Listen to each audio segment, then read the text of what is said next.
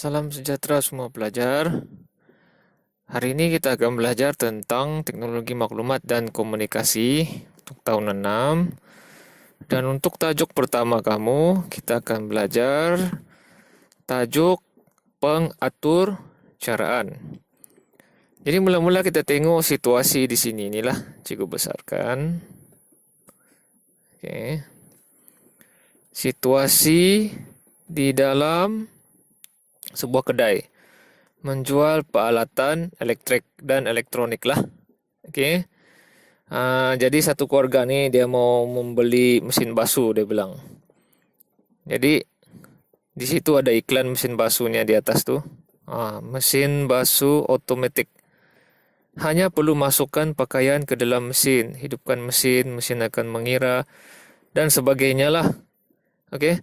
Jadi orang ni pun tanyalah, apakah keistimewaan mesin basuh ini? Bagaimanakah mesin ini dapat melakukan semuanya? Dia orang pun heran. Jadi tukang jual, juru jual ni pun dia kasih penjelasan lah. Dia cakap, mesin basuh ini dia cakap mempunyai komputer benam.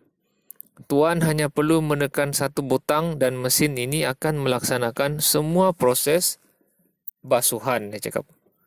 Okay, jadi maksudnya mesin itu, mesin basuh ini ada komputer benam.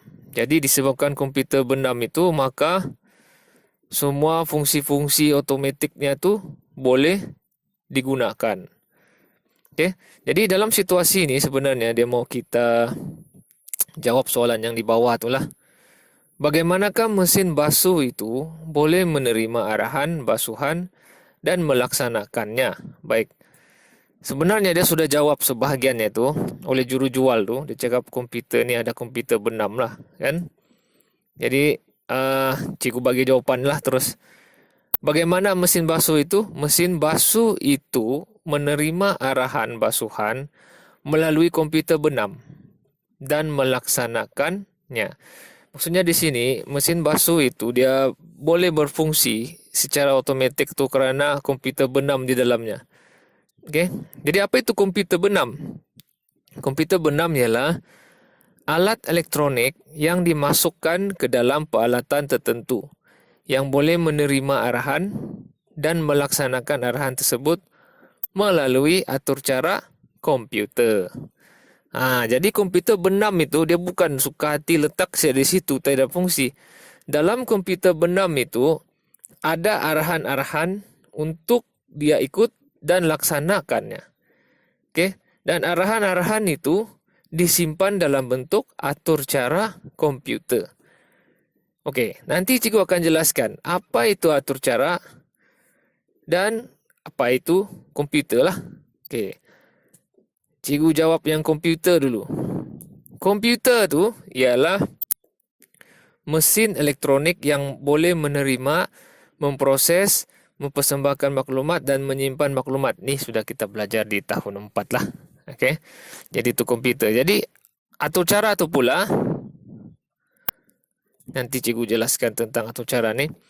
Baik, itu komputer. Jadi mesin basuh itu berfungsi sebab ada komputer benam. Dalam komputer benam ada arahan yang disimpan dalam atur cara. Baik. Sebelum kita pergi tahu apa itu atur cara, kita tengok dulu apakah kegunaan atur cara itu. Jadi dia cakap sini, kamu tahukah bahawa sesetengah perkakasan harian yang terdapat di rumah kamu mempunyai atur cara komputer. Jadi ini rumah-rumah orang kebanyakan lah ni ya. Okey. Mari kita terokai kegunaan atur cara komputer dalam perkakasan harian yang muncul dalam mimpi Naris. Ini dalam mimpi dia lah. Okey. Mimpi. Baik. Satunya telefon, bukan telefon. Televisyen pintar dia cakap. Televisyen pintar. Okey, apa itu televisyen pintar? Kalau tengok di sini, smart TV. Ni smart TV. Maksudnya kalau dulu televisyen tu untuk kita tengok TV saja kan, tengok rancangan yang telah disediakan oleh syarikat televisyen kan. Tapi sekarang ni dia canggih. Okay, kita boleh tengok pelbagai aplikasi lain. Contohnya Netflix, YouTube di dalam TV tu. Okay, boleh mendengar radio kan. Dan macam-macam lagi lah, boleh tengok gambar kita, boleh tengok video yang kita buat, boleh mencari maklumat di dalam TV itu. Itu dipanggil sebagai television pintar ataupun smart TV lah, kan? Okey, balik kepada sini. Jadi dalam television pintar tu sebenarnya ada atur cara juga. Okey. Atur cara komputer. Itulah yang membolehkan dia television pintar ni mencapai aplikasi internet, boleh connect dengan internet di sini ya, dan melakukan pelbagai fungsi interaktif. Okey, kita boleh main game di TV ni dan sebagainya lah. Jadi disebabkan ada atur cara tu, jadi televisyen itu pun menjadi televisyen pintar. Okey, kedua, penghawa dingin. Atur cara komputer yang ada pada saya membolehkan saya menetapkan, mengesan dan menyelaraskan suhu bilik berdasarkan isyarat yang diterima daripada pengguna. Jadi atur cara komputer tu membolehkan penghawa dingin tu mengesan suhu. Kalau ada orang suhu dia tinggi, baru aircon tu akan hidup. Okey. Jadi atur cara komputer tu penting untuk penghawa dingin itulah, untuk membuat berfungsi seperti yang ditetapkan. Okey. Kemudian pembersih vacuum robotik. Atur cara komputer yang ada pada saya membolehkan saya bergerak dan membuat pembersihan di kawasan yang ditentukan. Okey, dalam ni ada komputer juga. Dan ada atur cara dia tu supaya dia boleh bergerak dan membersihkan kawasan itu. Tidaklah dia sembarangan saja berjalan, kan. Okey, apa itu yang cikgu cakap tadi tu? Pembersih vacuum robotik ni macam beginilah. Dia boleh kesan. Kalau ada kotoran, baru dia akan bergerak ke situ, dia bersihkan. Okey, dia automatik. Tapi mengikut atur cara komputer lah. Dia bukan yang magic, dia pandai tiba-tiba pergi ke bersih situ. Tidak, dia ikut atur cara yang telah ditetapkan pada alat itulah. Okey. Okey, seterusnya. Jam penggerak digital. Dalam jam penggerak ini pun ada atur cara komputer yang membolehkan dia menunjukkan masa dan membunyikan penggerak dengan pelbagai bunyi lah. Okey. Jadi atur cara tu membolehkan dia menunjukkan masa, kasih tahu masa, dan juga kasih bunyi alarm penggerak dengan pelbagai bunyi. Okey. Jadi itu kegunaan atur cara lah komputer. Dia berbeza-beza mengikut alat elektronik itu sendiri, alat elektrik itu sendirilah. Okey. Okey, apa lagi dia cakap sini? Okey, soalan dia, pada pendapat kamu, apakah fungsi-fungsi tambahan yang akan diwujudkan dalam jam penggerak digital pada masa depan? Pada pendapat cikgu lah, kan, jam penggerak ni pada masa akan datang dia boleh jadi telefon sudah. Okey. Dia ada fungsi telefon. Maksudnya kita bercakap dengan jam tu, kita bilang okey, call si Anu. Dia pun akan buat call, kita boleh bercakap di telefon tu. Mungkin boleh bercakap di jam tu lah, macam telefon. Mungkin juga kita boleh bagi arahan kepada jam penggerak tu. Okey, jam penggerak hidupkan lampu. Macam gitulah. Pada masa depan. Itu cikgu punya pendapat lah. Sebab kita boleh masukkan atur cara tu ke dalam situ dengan alat pengesan dia lah, dengan sensor yang betul. Okey, seterusnya muka surat 3 ni ada lagi beberapa alat elektrik ni. Peti sejuk pun ada atur cara komputer yang mana membolehkan peti sejuk itu menentukan suhu yang sesuai untuk menyimpan makanan. Kalau makanan yang dia mau simpan tu perlu suhu yang lebih rendah, dia akan kesan lah melalui atur caranya tu. Begitu juga dengan mesin basuh elektronik yang tadi mula-mula tu, membolehkan mesin basuh tu mengesan berat muatan, cara basuhan, tempo bilasan dan masa putaran. Semua itu dikawal oleh atur cara dalam komputer itulah. Dan akhir sekali, ketuhar gelombang mikro membolehkan alat ini melakukan pelbagai cara memasak. Kalau kita mau kukus, kita tekan dia kukus, ada atur cara di dalam situ untuk membantu alat itu mengukus. Begitulah ceritanya. Baik, ini cekat folio ini nanti akan cikgu jadikan soalan untuk kamu jawablah. Oke, selain daripada itu ada lagi beberapa perkakasan lain yang juga mempunyai atur cara. Contohnya ini adalah pembuat roti digital. Ini mesin pembuat kopi digital. Oke, kita tekan-tekan dia, lepas tu dia buatkan kopi untuk kita.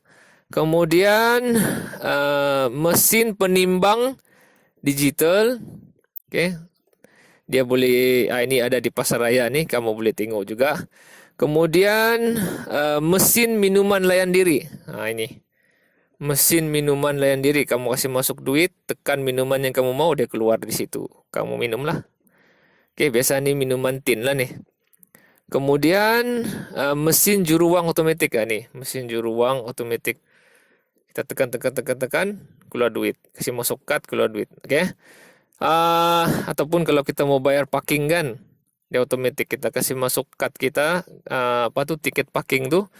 Kemudian kita tekan maklumat dia di situ, berapa jumlah dia, kita kasih masuk duit. Nah, kemudian dia akan buat pembayaran secara otomatis lah. Lepas tu mesin pengimbas kod makanan. Nah, yang scan kalau di supermarket tu kan dia scan barang-barang tu kan. Itu adalah mesin pengimbas kod harga. Dan telepon pintar.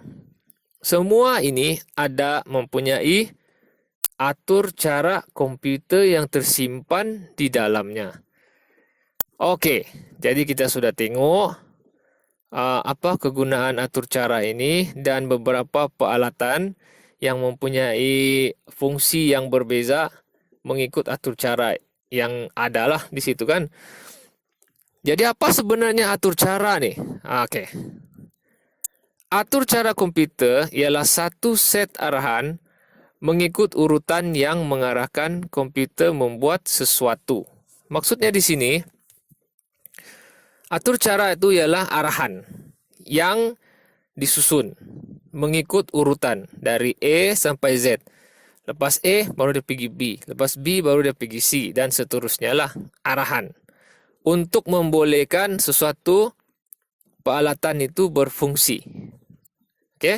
Itu atur cara komputer. Sesetengah perkakasan harian mempunyai komputer benam. Macam yang cikgu sebut tadi lah. Macam gambar yang kamu tengok ni. Ada komputer benam. Jadi dalam komputer benam ini ada atur cara komputer yang menentukan cara perkakasan tersebut berfungsi. Jadi alat perkakas yang cikgu sebut tadi dengan gambar raja ni hanya berfungsi mengikut atur cara tersebut. Kalau tiada atur cara dalam komputer benam itu, perkakasan itu, peralatan itu tidak akan berfungsi. Jadi kegunaan atur cara ini adalah untuk memastikan perkakasan tersebut dapat melaksanakan tugas mengikut tetapan. Okey. Contohnya, ini pembuat kopi tadi itu kan cikgu cakap kan. Kalaulah tiada atur cara, maka mesin kopi ini hanyalah sebuah alat yang tidak berfungsi. Okey, sebab tiada atur cara, dia tidak boleh melaksanakan tugas mengikut ketetapannya, iaitu membuat kopi. Okey, jadi itulah kegunaan atur cara dan maksud atur cara ada di sini di buku teks kamu muka surat 4. Okey, satu lagi sebelum habis, luas minda. Dalam perkakasan digital, atur cara komputer ini biasanya dia simpan dalam chip mikro pengawal. Okey, chip mikro pengawal mana? Begini rupanya. Jadi semua atur cara itu disimpan di dalam sini. Microcontroller ni disimpan dalam situ. Nanti dia masuk dalam papan litar itulah. Okey. Okey, jadi seterusnya komputer benam dalam kalkulator digital menerima input. Okey, ini maklumat tambahan sajalah. Baik, jadi kita akan berhenti sampai di sini saja. Jadi kita sudah pun belajar apa itu atur cara, apakah kegunaannya, dan juga kita sudah tengok beberapa peralatan dengan atur cara, fungsi atur caranya lah. Okey. Jadi sampai di situ saja. Selamat belajar.